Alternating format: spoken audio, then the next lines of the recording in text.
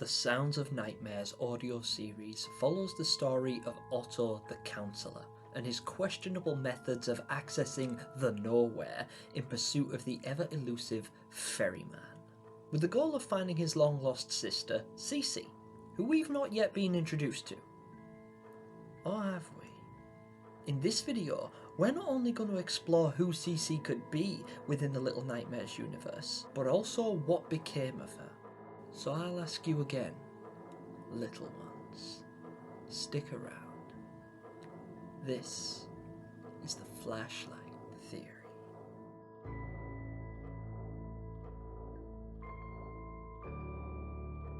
But first, the obligatory spoiler warning.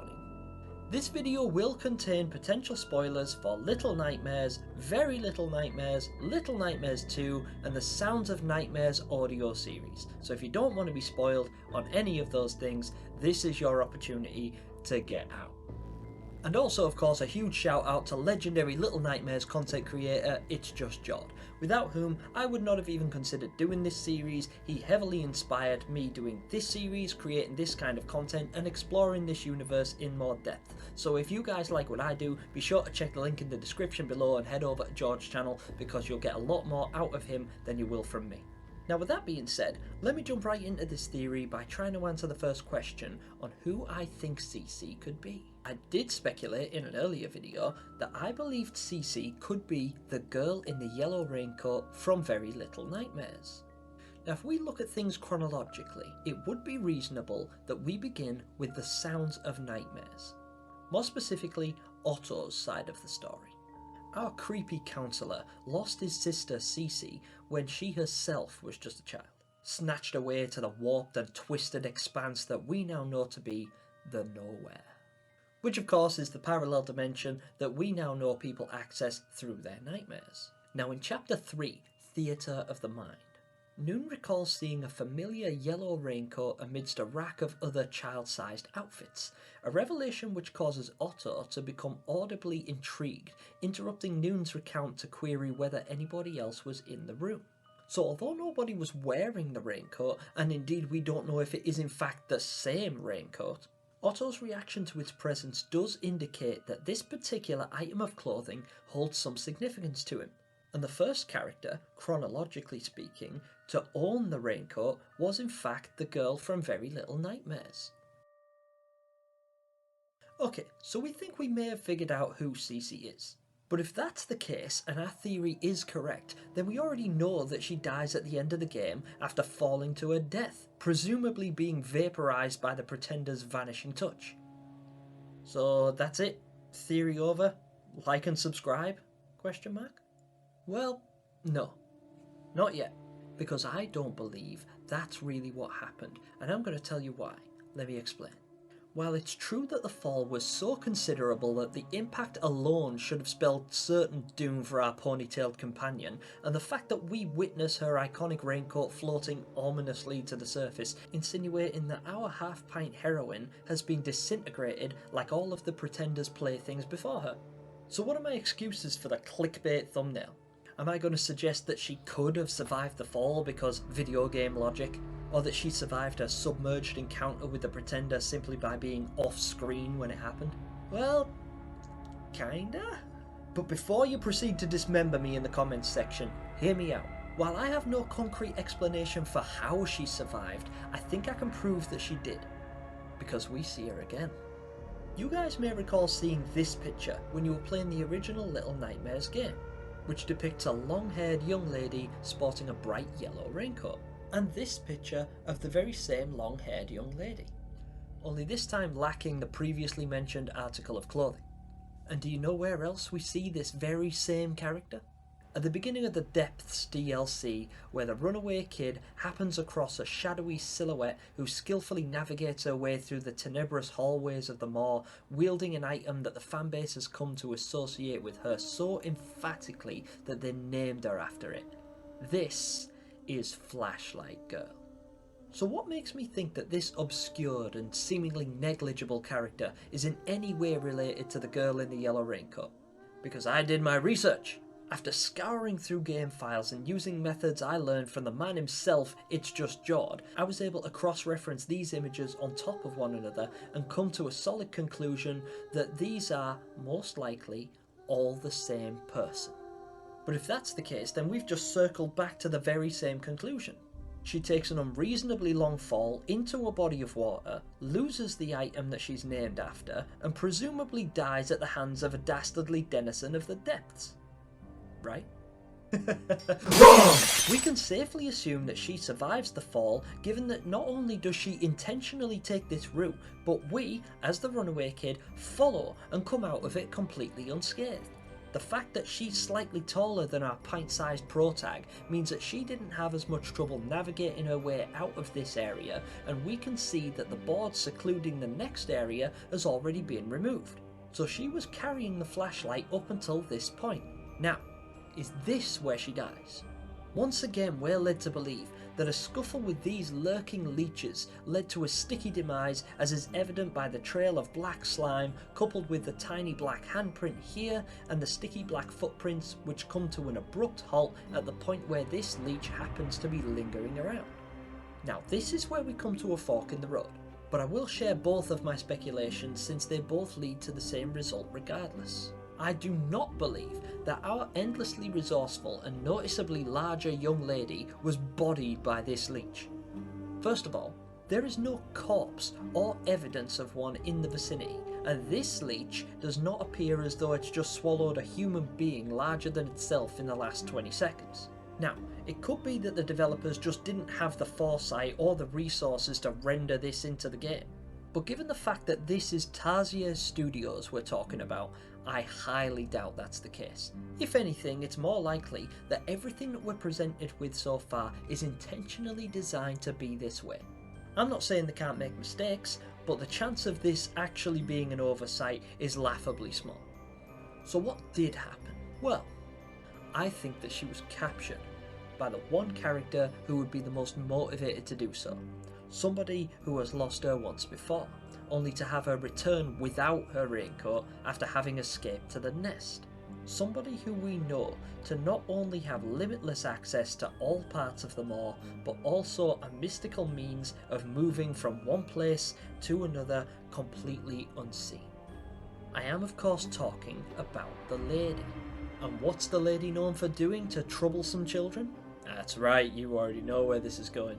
And this would make sense for several reasons. Firstly, it would explain why her footprints come to such a sudden stop, because when the lady captures or nomifies somebody, they're magically suspended in the air as the transformation takes place, or as she presumably force chokes them into an endless coma.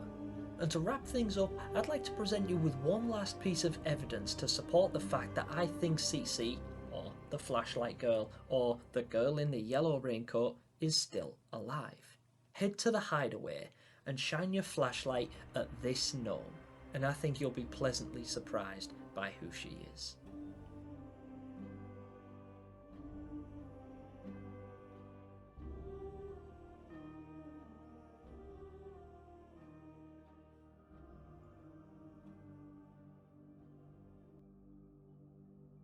So that about wraps up this video, guys. What do you think of my thoughts and theories? And be sure to include your own in the comment section below, because I do read all of them, and I do choose my favourites to feature in future videos, much like these. The first being from 29 Penny.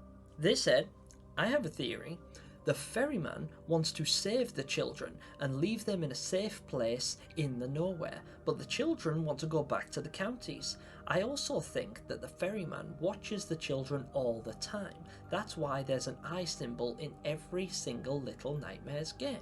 Which is absolutely true. The eye symbol is synonymous with the Little Nightmares franchise, and this is a really interesting theory because I did suspect that the ferryman holds a lot more significance than he's been given credit for so far. Now, it may well be that he's a bad guy and he's everything that we expect and he's hideous and morbid and awful and all the rest of it. But what if he's not? What if he actually is trying to save the children? Because he seems to only be reaching out to children that already suffer.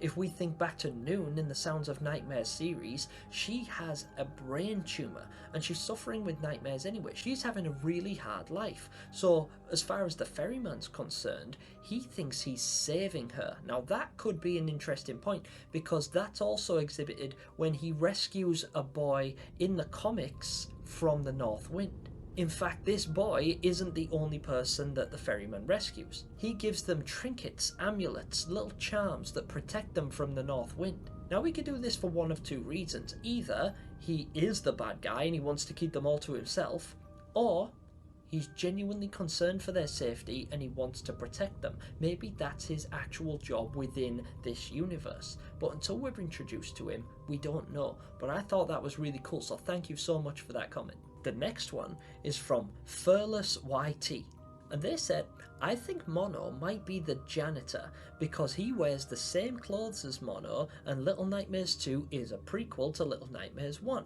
and the janitor might be catching kids as revenge for what 6 did. Now this is interesting because I did not consider the janitor's clothes outside of his hat. I just thought it was a peculiar addition to see him wearing one, and it sort of distracted me from everything else. But you're right, the janitor's appearance is actually similar, but we know that canonically Mono becomes the Thin Man. Or do we? It is insinuated that this is a time loop and that Mono does eventually become the Thin Man at the end of Little Nightmares, but also we could speculate that the Thin Man is just one interpretation of what Mono becomes when the loop goes through. We have no idea how many times this loop has continued through, and for all we know, he could turn into something completely different at the end of every single loop. So maybe this time he's the Thin Man, but maybe previously he became the janitor, and perhaps this theory holds some water. That's actually really interesting and a cool concept that might be worth a little bit more investigation. Let me know if you'd like me to look into that some more, and thank you so much for your comment. And last but not least, and I'm so sorry about this, Hugo Lubbock 7770. I'm sorry, I can't read that. They said the hypothesis on the spectrals could be that certain beings like the lady are manifestations of certain parts of his power or psyche, like thought form. It's like the god Ra, who has a few sentient god forms that represent different sun sides of him.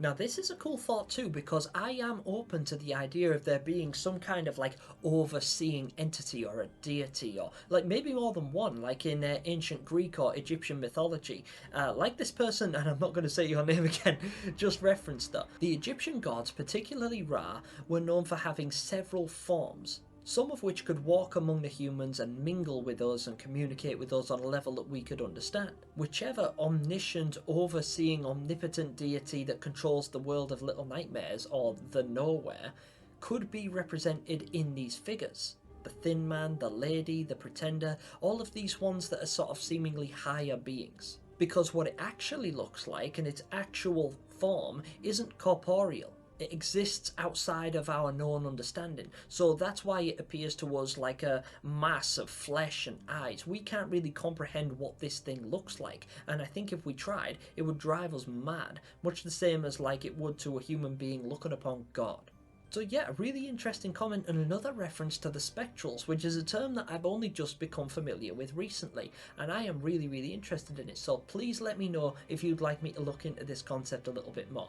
But that's going to do it for your comments. Thank you so much, I love reading them. I really like how intuitive you guys are and how interested you are in this franchise. It really shows that you guys love Little Nightmares just as much as I do, if not more.